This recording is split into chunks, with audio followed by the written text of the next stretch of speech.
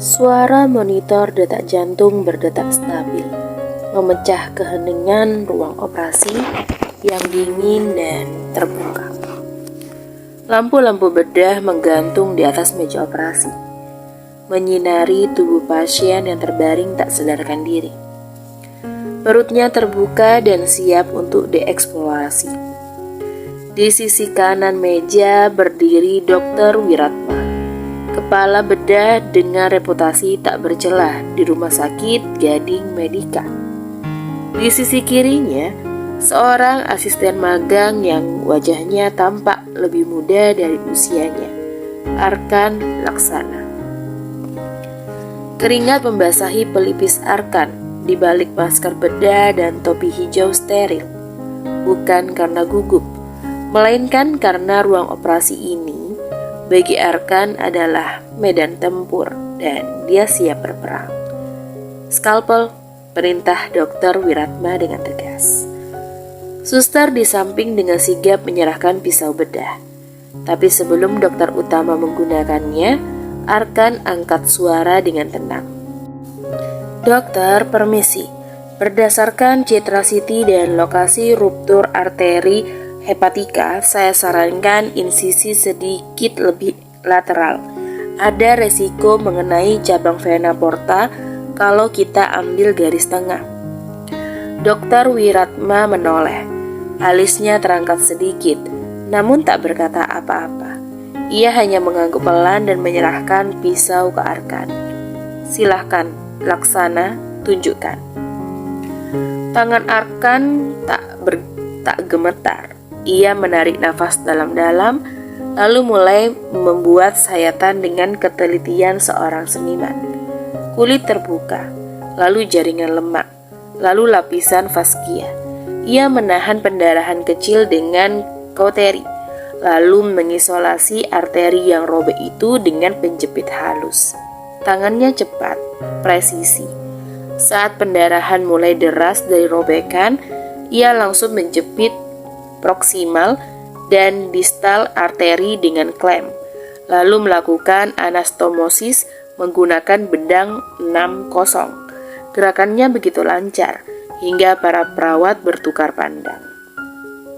Apakah kau sudah pernah lakukan anastomosis sebelumnya? Tanya Dr. Wiratma. Matanya tak lepas dari tangan Arkan. Beberapa kali, Dok, di ruang kadaver, dan saya sering berlatih sendiri di rumah menggunakan usus ayam. Senyum tipis muncul di balik masker Dr. Wiratma. Dia menyadari di depan matanya bukan hanya seorang magang. Ini adalah calon ahli bedah sejati. Selesai menjahit, Arkan memeriksa kembali area operasi, memastikan tak ada pendarahan sisa. Ia memasang drainase lalu mulai menutup lapisan demi lapisan dengan hati-hati. Waktu total penanganan pendarahan 13 menit, lapor salah satu perawat. Dr. Wiratma mengangguk, lalu menepuk bahu Arkan. Bagus, kau bukan hanya tahu apa yang harus dilakukan, kau tahu kapan dan bagaimana melakukannya. Tidak banyak dokter muda yang punya insting seperti itu. Arkan tak menjawab, tapi di balik masker dan kacamatanya, matanya berbinar. Ini baru awal, namun bagi Arkan Laksana, setiap awal adalah pertaruhan hidup. Malam turun cepat di Jakarta. Di balik gedung-gedung megah dan sirine ambulans yang melintas, ada dunia lain yang tak terjamah hukum.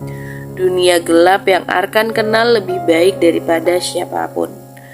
Di sebuah gudang tua di daerah pelabuhan, lampu neon berkedip lemah, aroma darah, alkohol, dan logam berbaur di udara.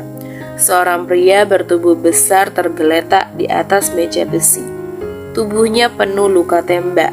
Satu peluru masih bersarang di paha, satu lagi nyaris menembus tulang rusuk. Arkan mengenakan sarung tangan tanpa alat steril lengkap.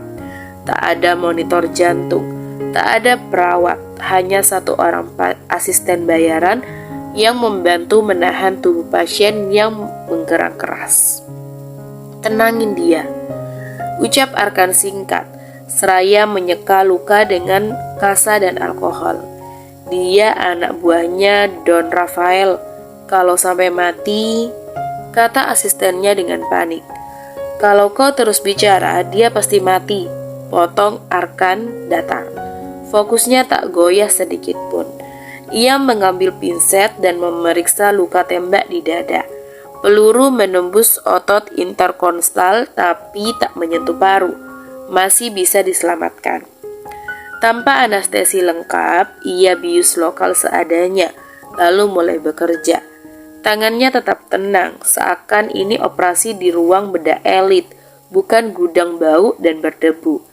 Ia mengekstrak peluru, menjahit jaringan dalam, dan menutup luka dengan kecepatan luar biasa.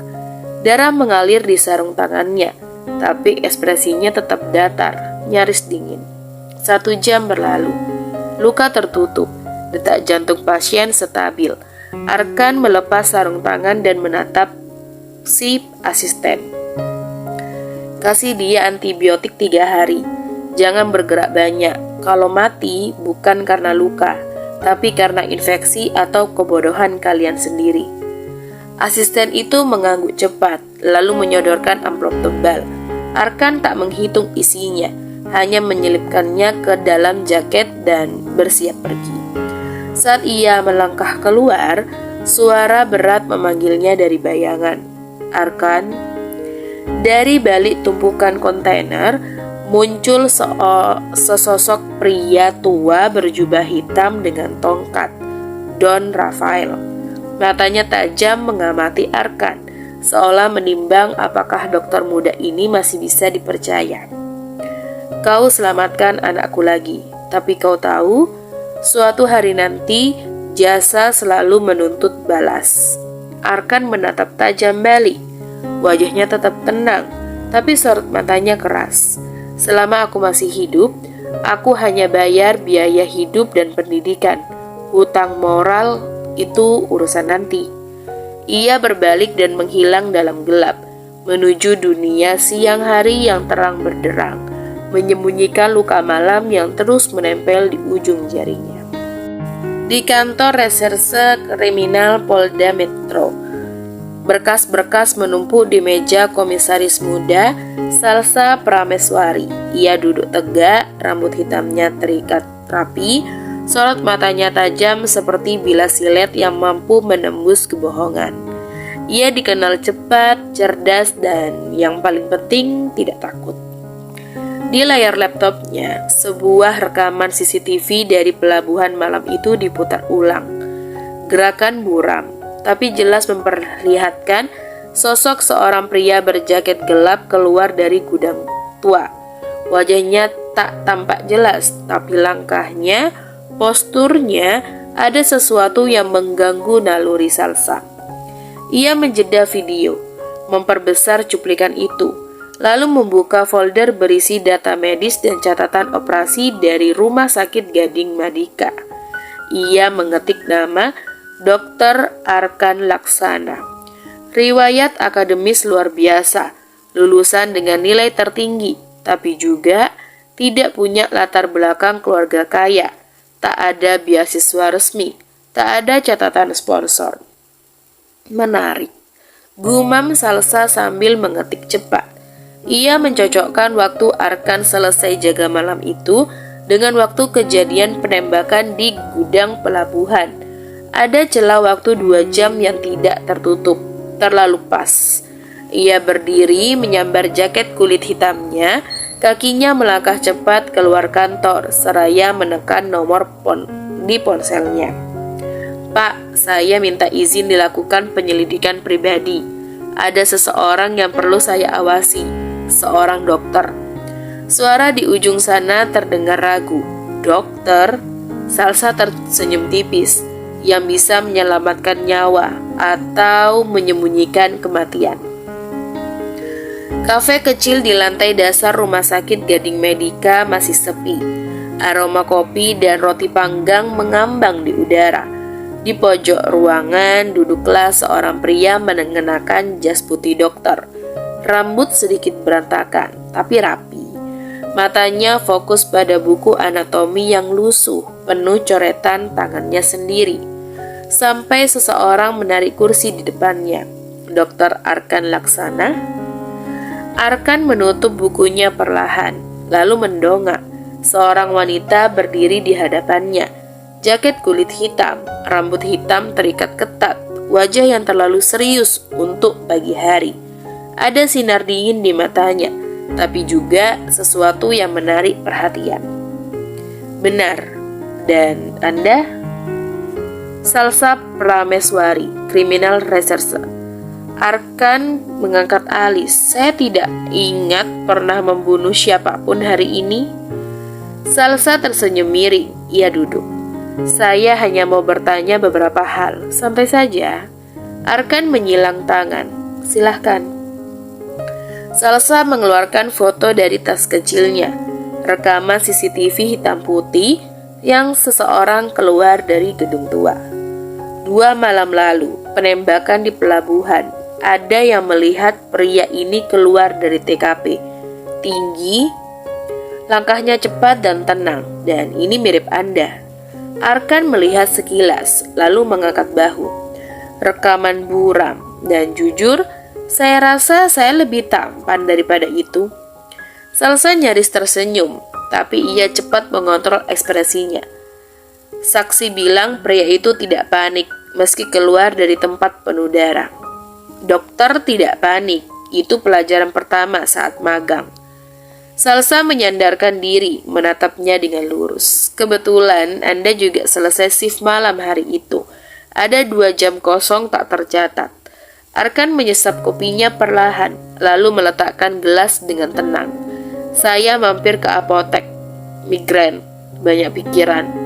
Tanpa stroke, tanpa bukti? Arkan tersenyum.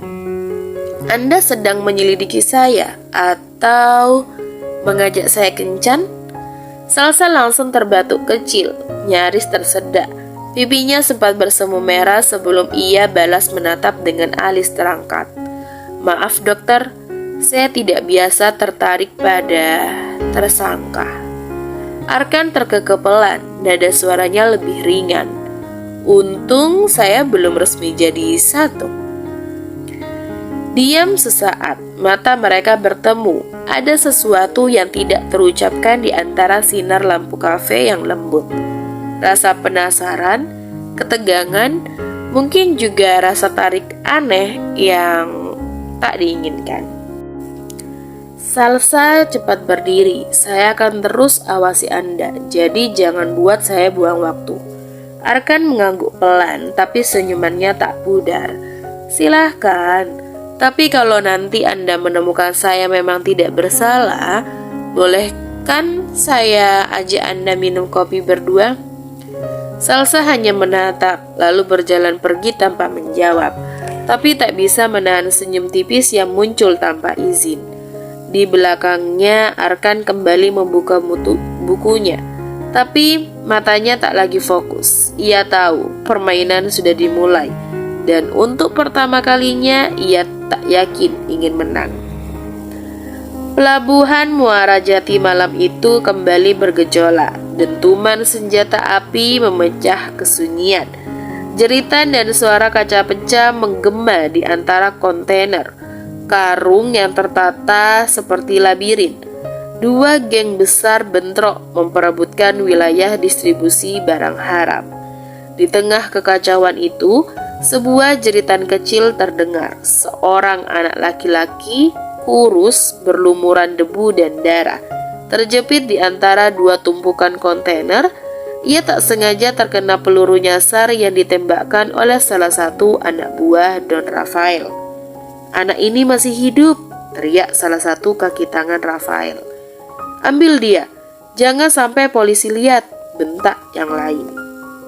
Mereka akhirnya membawa anak itu diam-diam ke rumah sakit Gading Medika, rumah sakit elit, rumah yang tak pernah menerima pasien tanpa uang muka. Tapi malam itu keberuntungan anak itu bernama Arkan Laksana. Di ruang UGD, Arkan melempar jas putihnya ke kursi. mengenakan sarung tangan bedah. Luka tembak di perut sang anak dalam, tapi masih bisa diselamatkan. "Berapa biaya operasinya?" tanya perawat. Arkan menoleh tajam. "Dia anak jalanan. Kalau kalian menunggu biaya masuk dulu, dia mati. Tapi prosedur rumah sakit, saya tanggung biayanya," jawab Arkan cepat, sebelum siapapun bisa protes. "Lakukan persiapan sekarang." Sementara itu, dari luar ruang observasi kaca satu arah berdirilah Salsa. Tak sengaja ia mampir malam itu, berniat mengawasi gerak-gerik Arkan, atau mungkin hanya karena hatinya belum bisa percaya sepenuhnya. Namun yang ia lihat membuatnya terpaku. Arkan sedang menjahit luka bocah itu sendiri. Tangan cepat, presisi tajam, penuh ketenangan. Tapi bukan itu yang membuat dada Salsa menghangat, melainkan ekspresi Arkan saat membelai rambut si bocah setelah operasi selesai. Lembut dan manusiawi. Dan saat ia mendengar percakapan perawat yang membicarakan bagaimana Arkan membayar semua biaya pribadi anak itu, ia ragu lagi. Dia dokter para mafia, pikir Salsa. Tapi pria ini jelas punya hati yang lebih besar dari siapapun yang pernah kutangkap. Ia berdiri lama di depan kaca, hingga Arkan keluar dari ruangan. Keringat masih menetes di pelipisnya. "Kau mengikuti saya lagi, Inspektur?" tanya Arkan, tersenyum samar, tapi kali ini bukan untuk menyombong. Salsa tak langsung menjawab, matanya menatap lurus penuh kebingungan. "Kenapa kau melakukan itu? Menanggung biayanya?" Arkan menatapnya balik. "Karena tak ada anak kecil yang pantas mati hanya karena orang dewasa bermain senjata, dan karena saya bisa." Salsa terdiam. Kali ini tak ada pertanyaan, tak ada interogasi. Hanya diam dan rasa yang tumbuh pelan seperti api kecil di tengah kebingungan. Malam telah larut ketika Arkan dan Salsa berjalan keluar dari rumah sakit. Angin kota meniup rambut Salsa yang tergerai bebas malam itu. Tanpa jaket kulit, tanpa lencana. Arkan pun meninggalkan jas dokternya di ruang ganti. Kini hanya mengenakan kemeja putih yang digulung sampai siku. Jadi begini rasanya jadi orang biasa, gumam Salsa pelan. "Dan ternyata lebih nyaman," saut Arkan tersenyum ringan.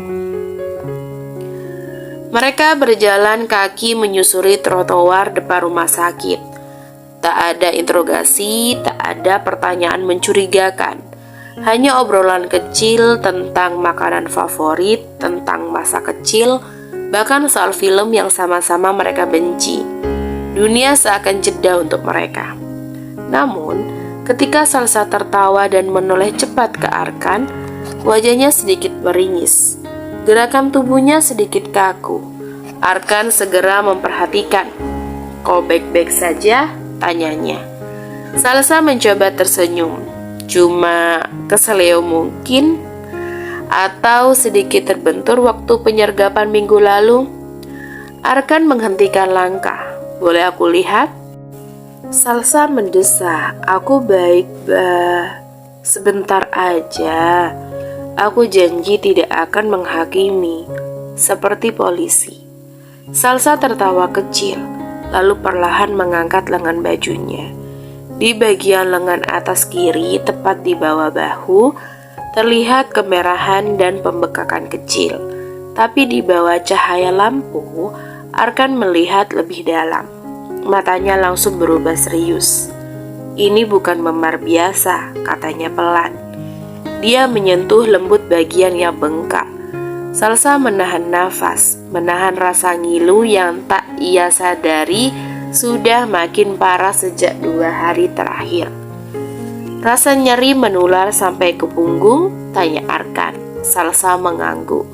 "Demam ringan? Merasa lelah akhir-akhir ini?" Salsa terdiam, lalu pelan mengangguk lagi. Arkan menarik nafas. Kau mengalami selulitis dengan kemungkinan berkembang ke vaskitas nekrotikas awal. Ini bukan main-main. Salsa terdiam. Itu penyakit apa? Arkan menatapnya serius. Selulitis adalah infeksi jaringan lunak yang biasanya ringan, tapi dalam kasus seperti ini bisa menyebar cepat ke lapisan lebih dalam, faskia. Kalau itu berkembang ke vaskitis nekrotikans, kita bicara jaringan tubuh yang bisa mati dalam hitungan jam. Salsa mulai pucat, tapi aku pikir itu cuma lebam. Banyak yang berpikir begitu, sampai akhirnya telat.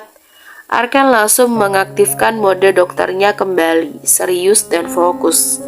Aku harus bersihkan luka ini dan mulai terapi antibiotik intravena malam ini juga. Kita tidak bisa tunggu. Salsa menunduk. Untuk pertama kalinya, ia tidak berperan sebagai penyelidik, tapi sebagai seseorang yang perlu diselamatkan. Dan Arkan? Ia merawatnya tanpa pertanyaan, tanpa sindiran. Hanya dua orang, tanpa identitas, tanpa peran. Seorang wanita yang terluka dan seorang pria yang memilih menyembuhkan. Bahkan ketika hatinya sendiri tak pernah sembuh dari luka masa lalu. Trotoar sepi malam itu hanya diiringi langkah dua orang, Salsa dan Arkan. Mereka baru saja meninggalkan rumah sakit, berjalan santai sambil menikmati keheningan yang jarang didapati dari hidup masing-masing yang keras. Dulu aku pikir semua dokter itu kaya sejak lahir, ucap Salsa sambil tertawa kecil. Arkan tersenyum tipis, dan aku dulu pikir semua polisi itu galak. Ternyata, ya setengahnya benar. Salsa menjitak ringan lengan Arkan. Namun ketika raut wajahnya berubah, tangan kirinya mencengkeram lengan atasnya, dan ia menahan nafas. Arkan langsung peka. Kau kenapa? Enggak, cuma benturan kecil waktu penyergapan. Sakitnya kadang datang kalau digerakkan. Boleh kulihat? Tanya Arkan, kini lebih serius. Salsa ragu sejenak, tapi akhirnya menyisingkan lengan bajunya.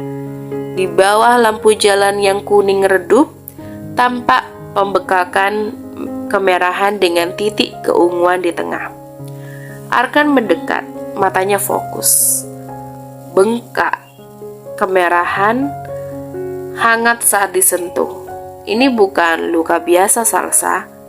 Gumamnya sambil menekan perlahan area luka. Salsa mengerang kecil. Apa serius? Bisa jadi, ini mengarah ke selulitis dengan kemungkinan vaskitis nekrotikans awal. Infeksinya sudah menyebar ke jaringan bawah kulit. Apa? Tanya Salsa lemah. Infeksi bakteri pemakan jaringan. Bisa sangat cepat menyebar kalau tidak segera ditangani, jawab Arkan dengan cepat. Tanpa menunggu jawaban, Arkan sudah mengeluarkan ponselnya dan memesan ambulans kecil dari rumah sakit. Kau butuh tindakan, sekarang. Beberapa saat kemudian, di ruang tindakan darurat Rumah Sakit Gading Medika, Arkan kembali mengenakan jas putihnya.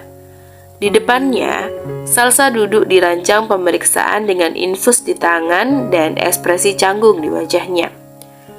Aku merasa seperti tertangkap basah olehmu, gumamnya. Lucu, biasanya aku yang kamu interogasi, jawab Arkan sambil memeriksa cairan antibiotik yang mulai mengalir melalui infus. Ia membersihkan luka dengan salin steril, lalu menyuntikkan antibiotik spektrum luas, Cendriason, sambil memeriksa kadar demam dan tekanan darah. Siap, gumam Salsa. Ternyata kamu menyelamatkan lebih dari sekedar anak jalanan ya. Arkan meliriknya, lalu tersenyum kecil. Menyelamatkan polisi pun termasuk tanggung jawab moralku. Meski polisi itu mengincarmu, terutama kalau polisi itu... Ia terdiam sebentar, mulai membuat aku peduli. Salsa menatapnya. Mata mereka bertemu lebih lama dari seharusnya, tapi tak ada yang berkata lebih jauh. Malam itu luka diperban, tapi luka di hati masing-masing baru saja mulai terbuka. Setelah selesai merawat luka infeksi di lengan Salsa, Arkan mencabut sarung tangan medisnya dan menatapnya serius. "Kau butuh istirahat," ujarnya dengan pelan. "Ambil cuti beberapa hari. Antibiotik intravena akan terus dipantau. Tapi istirahatmu jauh lebih penting sekarang." Salsa, yang sudah setengah berbaring di ranjang observasi, menatapnya dengan campuran enggan dan kagum. "Kau menyuruhku berhenti bekerja, padahal kau sendiri enggak pernah istirahat." Arkan hanya tersenyum kecil. "Kali ini izinkan aku yang cerewet." Sebelum pergi, Arkan mampir ke ruang perawatan anak. Di sana, bocah lelaki kurus yang ia selamatkan di pelabuhan tengah tertidur lelap. Infus tergantung di samping ranjangnya. Nafasnya tenang. Di meja kecil ada boneka beruang lusuh yang entah dari mana datangnya. Arkan duduk sebentar di tepi ranjang anak itu. Tangannya menyentuh pelan kepala sang bocah, lalu menatap langit-langit ruangan. Setidaknya satu jiwa kecil bisa tidur malam ini. Pukul 00.17, Arkan baru saja sampai di apartemennya ketika ponselnya bergetar. Nama itu muncul, Don Rafael. Dengan helaan nafas dalam, ia mengangkat. "Iya." Suara Arkan datar. "Dokter." Suara bariton di seberang terdengar seperti biasa. Dingin, tenang, mengintimidasi. "Kami punya panggilan. Salah satu orang kami tertembak di paha dan kehilangan banyak darah. Lokasi seperti biasa." "Siapkan ruang, aku ke sana dalam 20 menit," jawab Arkan. Sebelum Rafael menutup panggilan, Arkan menambahkan, nada suaranya lebih tajam.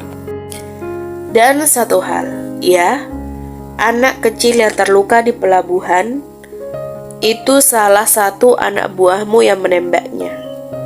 Ada jeda singkat. Don Rafael menghela nafas.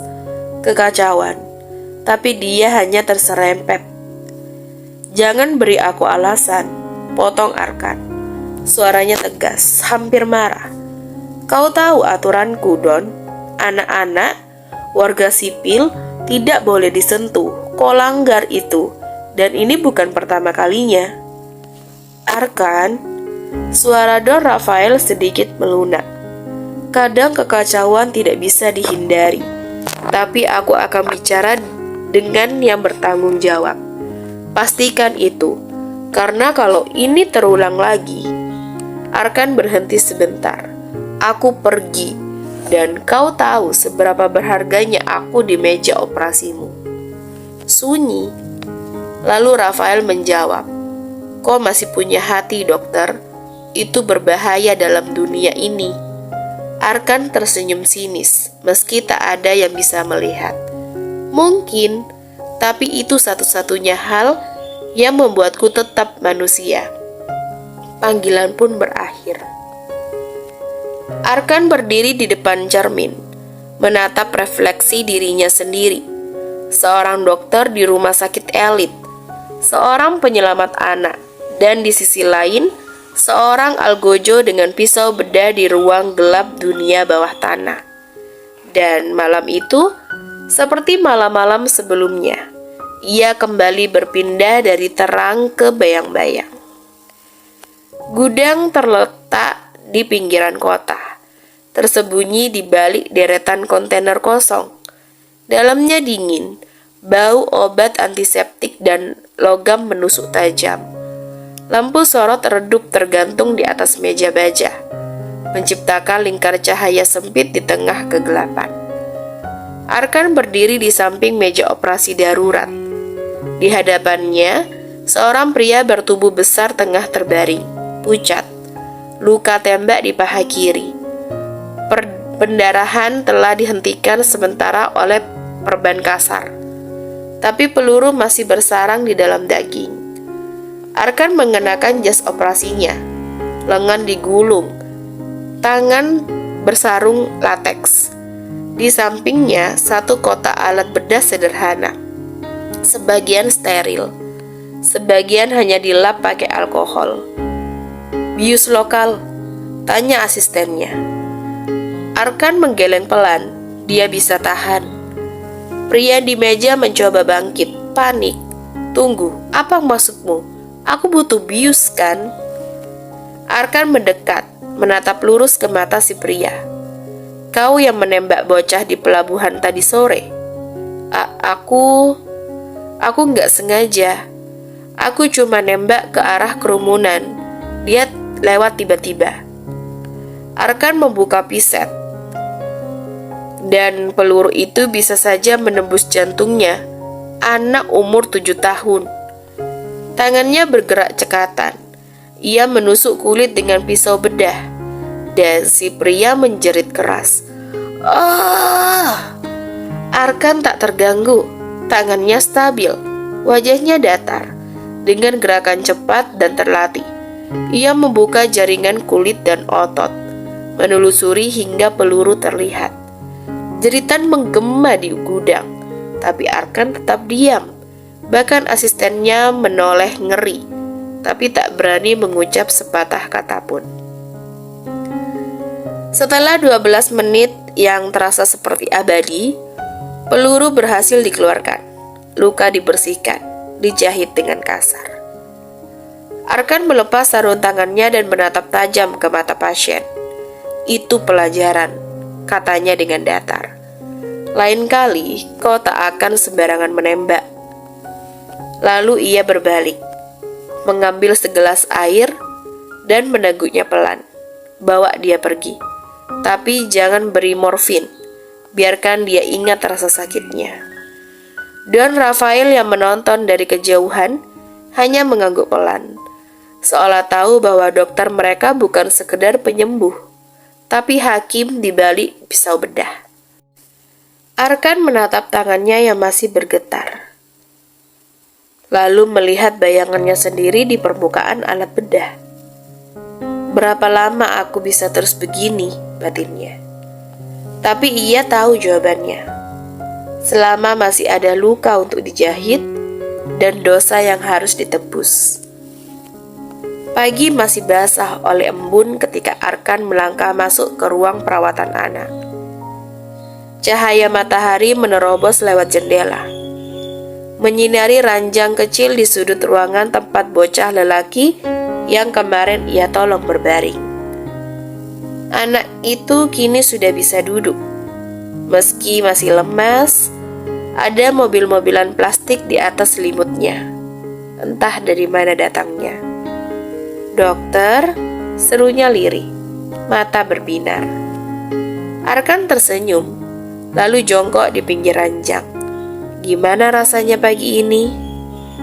"Masih agak sakit, tapi perutku lapar," jawabnya polos. Arkan tertawa kecil. "Kalau lapar, itu tandanya kamu mulai sembuh." Dari saku jas putihnya, ia mengeluarkan sebungkus kecil coklat. "Tapi makan ini setelah sarapan yang sehat ya." Anak itu mengangguk cepat. "Janji." Saat Arkan bangkit, langkah pelan terdengar dari arah pintu. Salsa berdiri di sana, mengenakan pakaian pasien, masih dengan infus di tangan. Wajahnya terlihat jauh lebih segar. "Kau punya sisi yang mengejutkan, dokter," ucapnya sambil bersandar di kusen pintu. Arkan menoleh, tersenyum. "Kau tak menyangka aku bisa bicara dengan anak-anak ya?" Bukan itu, katanya sambil melangkah masuk. Duduk di kursi kosong dekat ranjang.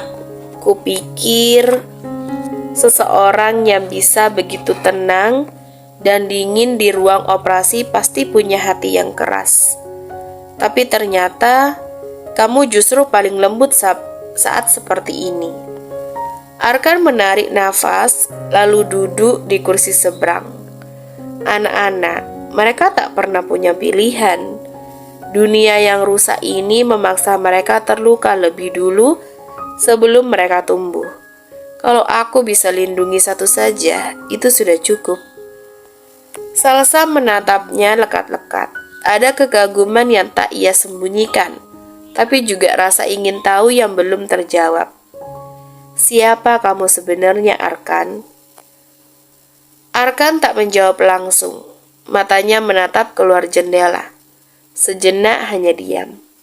Aku hanya seseorang yang mencoba membayar kembali hidup yang pernah aku pinjam. Salsa tidak bertanya lebih jauh, tapi sebelum ia sempat membuka mulut, si bocah kecil tertawa sambil memainkan mobilnya. Arkan berdiri, merapikan jas putihnya.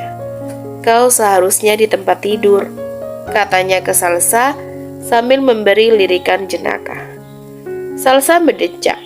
Kau dokter yang menyebalkan kalau sudah jadi bawel.